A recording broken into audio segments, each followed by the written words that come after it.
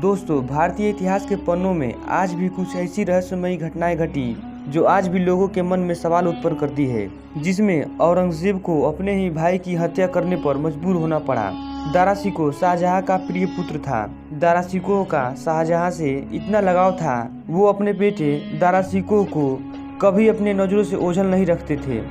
इसके बदौलत भी शाहजहां अपने बेटे दारा शिकोह को सालाना 2 करोड़ की रकम अदा करते थे, जो उनके सामान्य जीवन के खर्चे उठाने के काम आ सके। शाहजहां ने अपने 2 अन्य बेटे औरंगजेब आलमगीर को दक्कन में तो शाह शुजा को बंगाल में तैनात किया था। इस दौरान शाहजहां ने दारा शिकोह को सुल्तान बनाने का निर्णय किया, जिस फैसले से इनके 2 अन्य बेटों ने नाराजगी जाहिर की।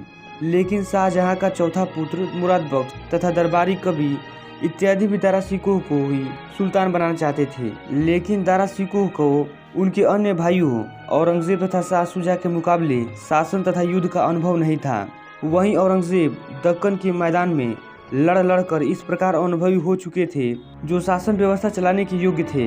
कहा जाता है कि औरंगजेब तथा दारा के स्वभाव में बहुत अंतर था, जिससे उनकी आपस में बनती नहीं थी। इस दौरान शाहजहां की तबीयत खराब हुई, जिससे महल के कुछ लोगों ने ये अफवाह फैलाया कि शाहजहां की मौत हो गई और दारा ने अपने आप को सुल्तान घोषित कर दिया। ये बात सुनकर औरंगजेब ने अपनी सेनाओं के साथ दिल्ली का रुख किया। जब औरंगजेब की आने की खबर शाहजहां को लगी तो शाहजहां औरंगजेब के इरादों से वाकिफ थे।